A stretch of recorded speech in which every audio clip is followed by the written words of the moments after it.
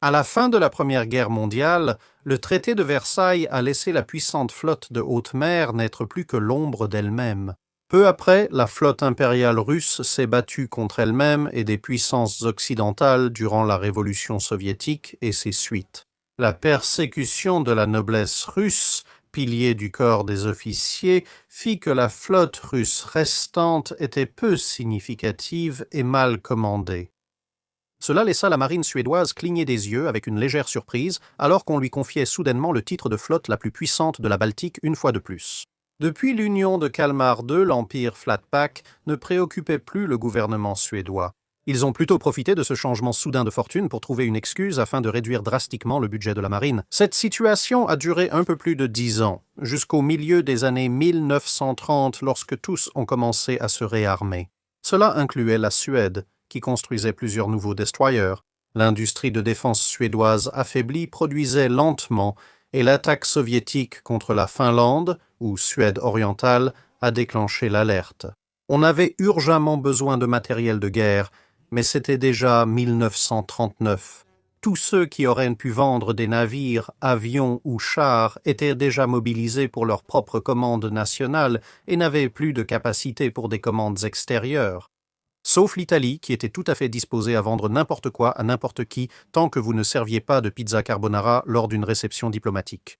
3 mois après le début de la Seconde Guerre mondiale, une délégation suédoise a traversé l'Europe pour rencontrer les Italiens, alors encore non impliqués. À propos d'un important achat de mines, une spécialité suédoise, les torpilles étaient similaires, mais pouvaient se déplacer seules grâce à un moteur. Des vedettes lance-torpilles pour transporter les torpilles et des destroyers qui transporteraient à la fois des torpilles et des mines. En quantité heureusement plus importante, 4 vedettes Mars furent achetées et expédiées en Suède comme cargaison sur le pont Motoscafo Armato Silurante 506, 508, 511 et 524 qui furent renommés T11, 12, 13 et 14 en Suède. Après quelques négociations, les Italiens acceptèrent également de se séparer de 2 de leurs anciens destroyers de la classe Seller, avec un déplacement d'un peu moins de 1000 tonnes. À ce stade, ils ressemblaient plus à des vedettes lance-torpilles, mais leur taille réduite et faible tirant d'eau convenait parfaitement aux besoins suédois. Les 2 navires sélectionnés étaient le Bettino Ricasoli et le Giovanni Nicotera, qui furent bien sûr renommés respectivement Paquet et Cylinder. 2 autres navires, classés cette fois-ci sans aucun doute comme des vedettes lance-torpilles, furent également achetés, le Speaker et l'Astor. Cependant, ils étaient plus récents de 10 ans, un peu moins puissants mais plus rapides et mieux armés pour un environnement moderne. Ils furent renommés Romulus et Remus, mais tous étaient trop grands pour être placés sur le pont d'un cargo. Ils devaient donc être acheminés à la voile vers leur nouveau foyer, tandis que les 4 nouveaux navires étaient transférés au quai d'armement de La Spezia pour préparation. 425 hommes furent embarqués sur le paquebot pour être équipés. Patricia, envoyée de Suède après réquisition pour le service naval, devait aussi servir de navire-mère sur le trajet retour, ainsi que toutes les pièces de rechange, munitions, torpilles et mines incluses dans l'accord ou achetées séparément pour les navires, puisqu'il n'y avait aucun moyen pour que les petites embarcations atteignent réellement la Suède avec leur capacité de carburant actuelle. Le pétrolier Castor a aussi été envoyé vers Lisbonne comme point de ravitaillement. Le plan était de naviguer avec un équipage italo-suédois vers Lisbonne pour aider les Suédois à connaître leurs navires. Après, les Italiens rentreraient et la flottille remonterait la Manche, puis la mer du Nord jusqu'à Göteborg, dirigée par le commandant Torsten Hagman. Puis la drôle de guerre ou Sitzkrieg, phase de la Seconde Guerre mondiale, s'acheva spectaculairement. Et avec cela vint l'occupation allemande de la Norvège et du Danemark, ainsi que l'avancée allemande en Belgique et aux Pays-Bas. Et cela signifiait que le risque que les navires soient attaqués par erreur alors qu'ils traversèrent la zone de guerre active à l'extrémité est du chenal était considéré comme bien trop élevé. Les navires devraient contourner le Royaume-Uni et descendre par la mer du Nord. Face à l'hostilité croissante de l'Italie envers les Alliés, il a été décidé que les équipages suédois partiraient seuls dès le début. Tout a été gardé aussi secret que possible. Et en effet, la première fois que le reste du monde a eu vent de l'affaire, c'est lorsque la formation est apparue à Carthagène, en Espagne, le 21 avril, Après que Puke ait temporairement perdu de la puissance et soit entré en collision avec Sealander lors de leur première étape en mer, les Britanniques avaient cependant occupé l'un de leurs points d'escale prévus, les îles Féroé, jusqu'alors officiellement danoises. Après l'invasion du Danemark, la Royal Navy craignait que les îles servent de refuge aux U-Boots, ce qui allait s'avérer crucial. Après les réparations, la formation alla à Lisbonne se ravitailler auprès du Castor et quitta la ville le 26 mai direction Cove en Irlande. La vitesse maximale du Castor était inférieure à la vitesse de croisière économique du reste de la formation. Elle reçut donc l'ordre de naviguer indépendamment. Ils se retrouveraient tous sur l'île d'Émeraude le 2 juin. Les Destroyer et le Patricia arrivèrent, ce dernier embarquant des citoyens suédois décidant de rentrer chez eux. Mais pendant qu'ils attendaient encore et encore, il n'y avait aucun signe du Castor et aucune huile disponible à la vente à Cove. Le Patricia a donc dû improviser des conduites de transfert de carburant pour ravitailler les destroyers, et ils se sont tous dirigés vers les pharaons. Un croiseur français avait croisé le Castor et, se méfiant d'un pétrolier solitaire dans les environs, les Alliés avaient placé un équipage à bord et ordonné son transfert à Casablanca pour inspection. Relâchée après quelques jours, elle accusait désormais un grand retard sur son planning. Le 19 juin, le paquebot et les destroyers étaient arrivés à Torhaven, dans les îles Féroé, jetant l'ancre dans le fjord de Scala pour attendre l'arrivée du pétrolier qui avait beaucoup de retard. Vous imaginez donc leur surprise le lendemain matin au lieu du Castor. Les silhouettes bien plus menaçantes de 3 destroyers de classe, Tribal, le Tatar, le Maori et le Moshona, arrivèrent à l'entrée du fjord et commencèrent à pointer leurs canons sur les navires suédois. Chacun de ces grands destroyers britanniques surpassait en puissance de feu pratiquement toute la formation, et le commandant Hagman se demandait ce qui se passait. Le Castor est finalement arrivé plus tard dans la journée, mais les Britanniques lui ont ordonné de jeter l'ancre à l'écart. Les réponses à la situation sont venues sous la forme du capitaine Castlan, commandant de la 6e flottille de destroyers qui monta à bord du Puck depuis une embarcation venant du Tatar. Il prévint Hagman que les navires étaient saisis pour qu'ils n'aillent pas aux Allemands, que les équipages iraient au Royaume-Uni puis seraient autorisés à rentrer chez eux. Hagman n'avait pas le droit d'utiliser ses radios pour informer qui que ce soit. Depuis, le Patricia était rempli de munitions, et les seuls canons qui pouvaient être utilisés à ce moment-là étaient 2 canons de 4 pouces, sur le pont arrière du Remus. Hagman n'était pas en mesure de discuter ce point. Les Britanniques ont déclaré qu'ils invoquaient le droit d'Angari, ce qui n'était pas un rituel étrange centré autour d'un type particulièrement grincheux du coin. C'était en fait une vieille notion du droit international qui remontait à avant la période médiévale. Mais en gros, cela disait qu'en cas de guerre, tout bien appartenant à une tierce partie neutre qui se trouvait sur le territoire de l'une des parties belligérantes pouvait être saisi ou détruit, pour en interdire l'usage à l'ennemi, même si une compensation peut être due.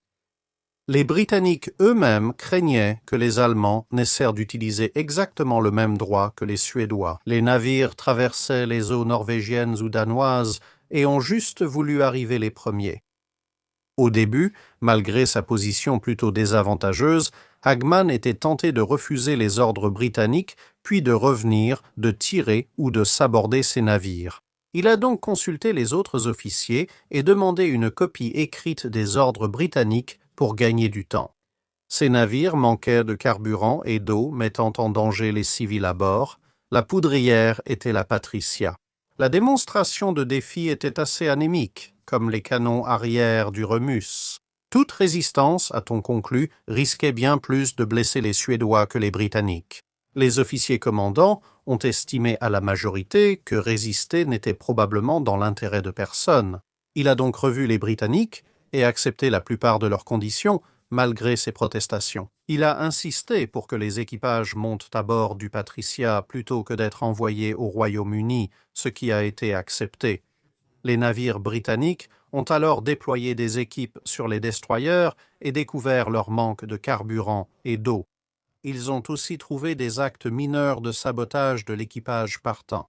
Il a d'abord été décidé que Sealander et Romulus resteraient sur place avec des équipages de gardiennage, tandis que Puke et Remus seraient conduits à Scapa Flow le lendemain. À 6h20 le 21 juin, Maori et Moshona sont partis ouvrir la voie. Castor et Patricia, non concernés par l'ordre de saisie, ont pu partir plus tard dans l'après-midi. Dès leur arrivée en eaux internationales, Hagman a contacté la Suède par radio pour l'informer de la situation. On lui a dit que, ironiquement, cela coïncidait avec l'installation des équipages britanniques dans leur nouvelle affectation. Les Allemands avaient en fait assuré aux Suédois, pour ce que valait la parole du gouvernement nazi à ce stade des événements, qu'ils n'allaient pas interférer avec le voyage du destroyer le long de la Norvège et du Danemark. 1 heure après le départ du paquebot suédois et du char, les Britanniques, estimant avoir assez déchiffré les instructions suédoises et italiennes, lancèrent Pouquet et Rémus. Et le Tartare a navigué avec eux en compagnie. Cette nuit-là, Castor et Patricia ont reçu l'ordre de Stockholm de revenir chez les pharaons pour demander la libération des destroyers. Leur principal argument concernait une garantie de passage sûre accordée par les Britanniques avant le départ des navires d'Italie. Bien sûr, au moment où ils sont revenus, il ne restait plus que 2 des 4 destroyers dans le port. En mer, le Puck est tombé en panne et a causé de nombreux problèmes. Alors que les Britanniques tentèrent de la maîtriser et de la prendre en remorque, un remorqueur à proximité a essayé, mais est entré en collision avec elle, si bien qu'il a finalement fallu faire appel à un chalutier en attendant qu'un autre remorqueur, plus grand et plus puissant, puisse arriver d'Écosse. De retour à Torhaven, les Suédois affirmaient que les pharaons étaient un territoire neutre. Les Britanniques ont souligné qu'étant responsables des îles depuis 1 mois, celles-ci étaient considérées comme territoire britannique selon le droit d'Angari. Avec le retour du Patricia et des équipages suédois, le Moshona fut rappelé pour empêcher toute tentative de reprise de Seilander et Romulus par la force. Le 24 juin, les 2 derniers destroyers partirent pour le Royaume-Uni, aidés par des équipages prêtés par les cuirassés Rodney et Valiant. Plus tard ce jour-là, le gouvernement britannique décida finalement de rendre les navires à la Suède, pour éviter qu'une querelle diplomatique ne s'envenime et ne pousse potentiellement les Suédois à se rapprocher des Allemands. À ce moment-là, tous les destroyers étaient déjà repartis en mer, donc les équipages du Patricia furent informés qu'ils pouvaient récupérer leur navire. Mais il faudrait la récupérer sur place, donc ils devraient vite aller en Écosse. Un flux régulier de navires suédois arriva alors au point de collecte de Kirkwall.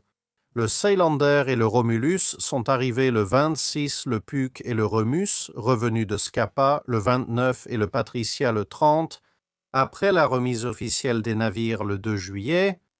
Malheureusement, l'équipage de prise semblait avoir pris très personnellement le sabotage mineur et le voyage franchement horrible qu'ils avaient subi en route vers l'Écosse. Et il s'est avéré que pratiquement tous les objets non fixés à bord avaient été volés, ce qui signifiait encore un peu de temps passé à Kirkwall pendant que les chantiers navals britanniques remettaient tout en ordre. Tous les dégâts ont été réparés gratuitement avec une lettre d'excuse et 1 million de couronnes, environ 58 000 livres sterling, en compensation, ou le prix estimé d'une corvette Flower bon marché.